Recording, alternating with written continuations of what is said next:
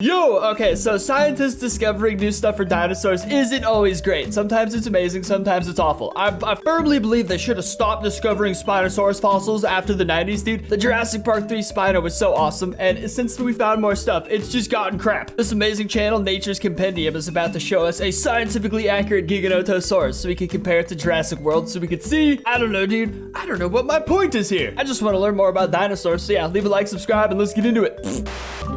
I hope it's not going to be infinitely more lame. It's going to have tiny balls and it's going to get cheated on by its girlfriend. Something. So it's always something. Around 98 million years ago, in what is now Patagonia, there lived a large, terrifying predator. Giganotosaurus was one of the largest carnivorous theropods to ever walk the earth. It's and the has biggest. become an iconic dinosaur since its discovery. While it's not quite as popular as Tyrannosaurus rex, this animal has recently become more famous thanks to its role as the primary antagonist of Jurassic World Dominion. Well, there we go. Jurassic World finally brought Giganotosaurus into the limelight. What was shown in the movies is far from what the animal was like in reality. Damn. So in this video, we will be taking a look at what Giganotosaurus was actually like and compare it to the Jurassic World's rendition. We will start by taking a look at what we know about Giganotosaurus according to science, and then we'll take a look at the Jurassic World Giganotosaurus to see how scientifically accurate it is. Those could not be more polar opposite looking dinosaurs right there. I feel so lied to and bamboozled right now. Enjoy. The other one's way scarier. The Jurassic one's way cooler. I feel like we should just left it at that. What do we need accuracy for? We're never gonna see these things. Let's just make them into monsters, you know? The holotype specimen of Giganotosaurus was first discovered in 1993. Dude, can I just specify? You see that bone coming out of its right there? I have that tattooed on my arm for my T-Rex arm, and I don't know what it is. Is it the pelvis or something? It looks like a giant dong, dude. Like, I was wondering to leave that out of the skeleton. These fossils came from the Candeleros Formation of Patagonia, and the skeleton was almost 70% complete. What? In 1995, the animal was named Giganotosaurus carolinii. The genus name, meaning giant southern lizard, and the species name was given to honor the discoverer, Reuben D. Carolini. Reuben? Giganotosaurus is part of the Carcharodontosauridae family of theropod dinosaurs and is one of the largest members of the family. The name Carcharodontosauridae means shark-toothed lizards and was named after the first species added to the family, Carcharodontosaurus. I've been saying Carcharodontosaurus my whole life. I feel like such a nerd right now.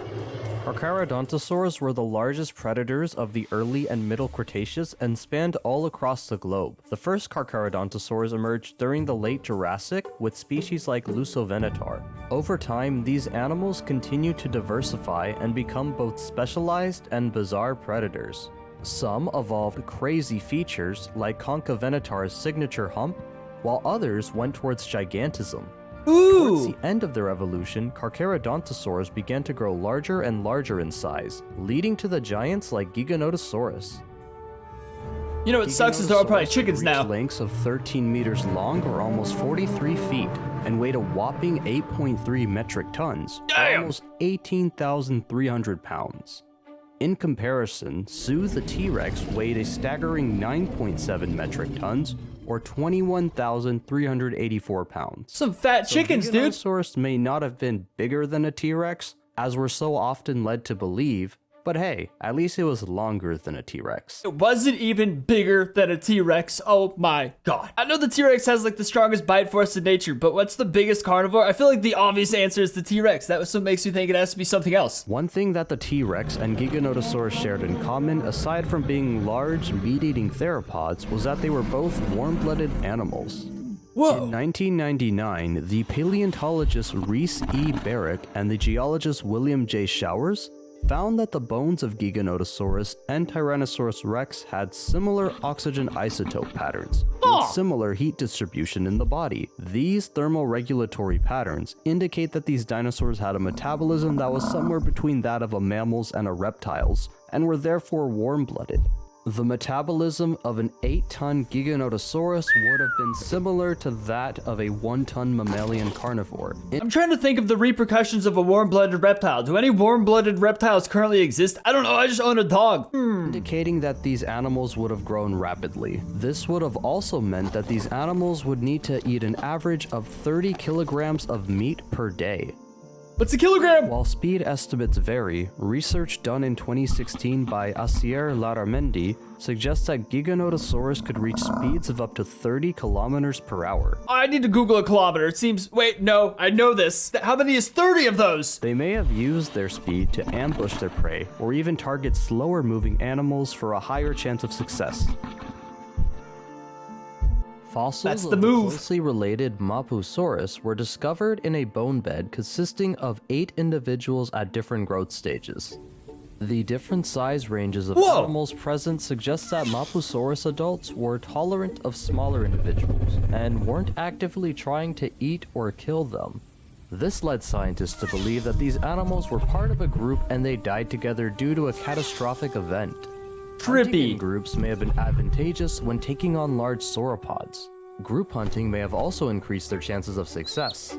Modern-day Harris hawks, a type of avian dinosaur, will hunt in cooperative groups of up to 2 to 6 individuals. These groups tend to be more successful than lone hawks, with a 10% increase in success per extra individual. Who calculates this? It's still not 100% certain if Mapusaurus or Giganotosaurus were truly group hunters, or lived in a family unit.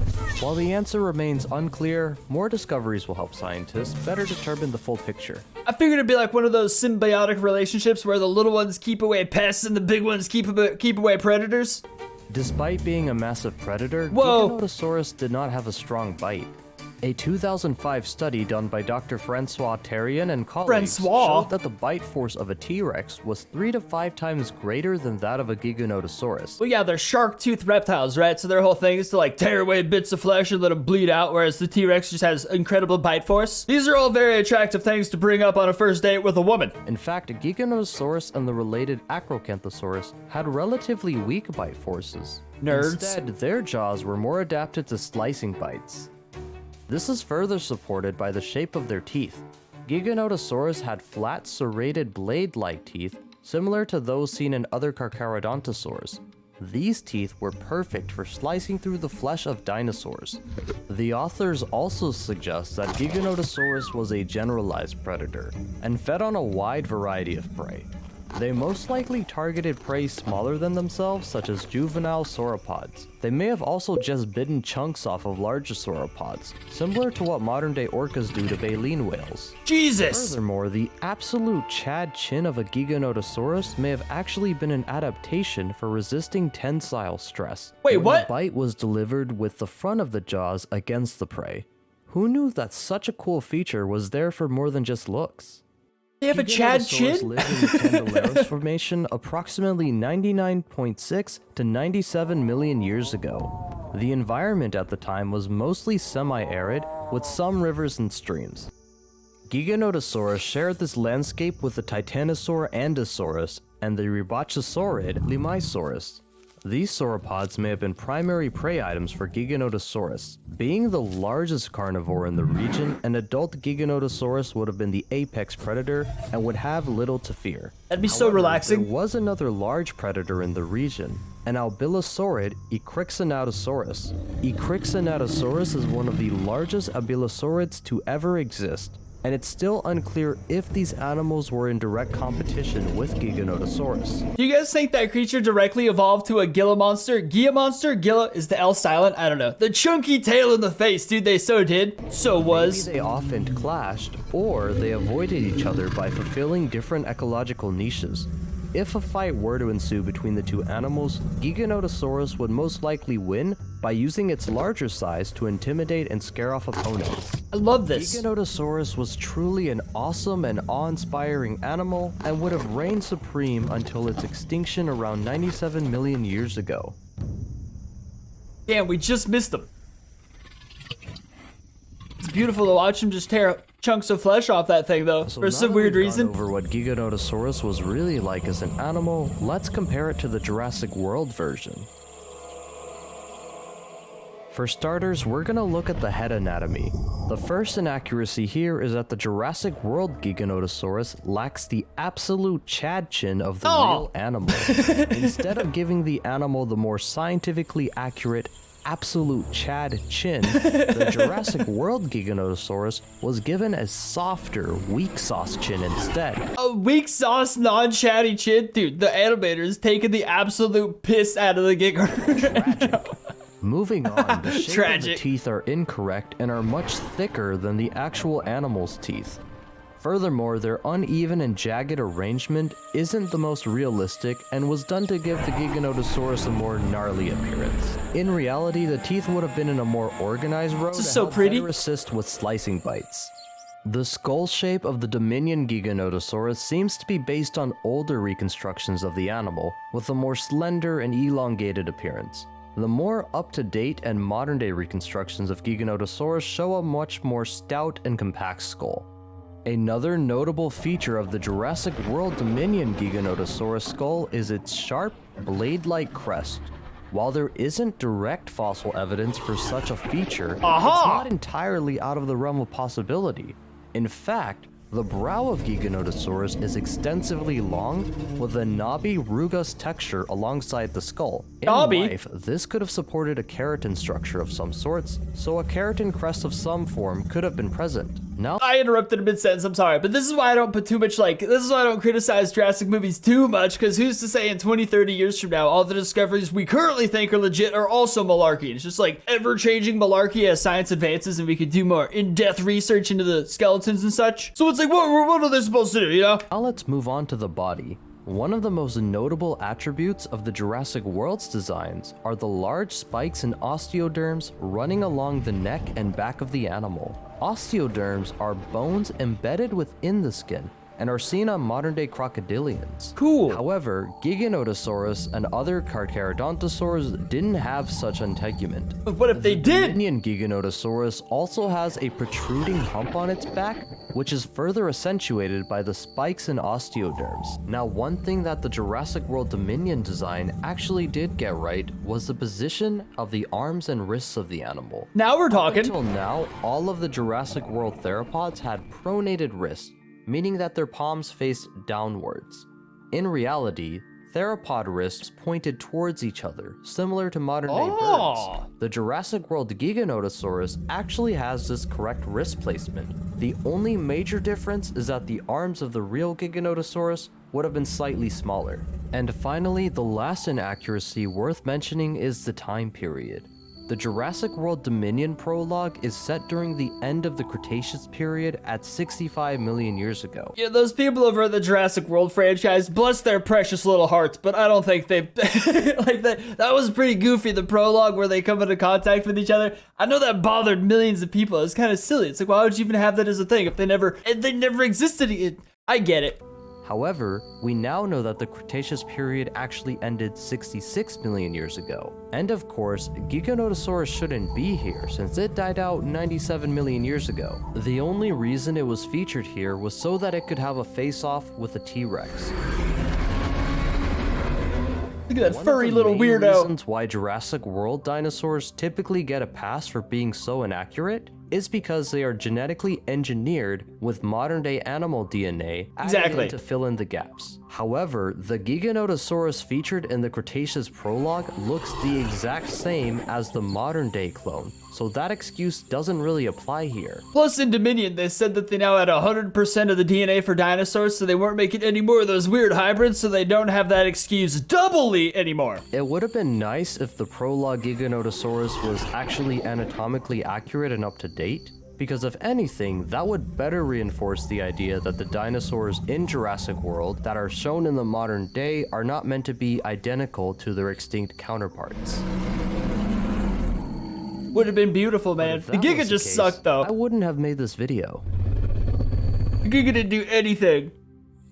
Before I conclude this video, it's important to mention that nothing stated here is to necessarily discredit or disprove of the Jurassic World design. Rather, the entire purpose of this video was to better illustrate the differences between the fantasy of Jurassic World and the reality of the fossil record. The scientific accuracy of Jurassic World dinosaurs will always be a contentious subject, since it never seems entirely fair comparing movie monsters to the real extinct animals.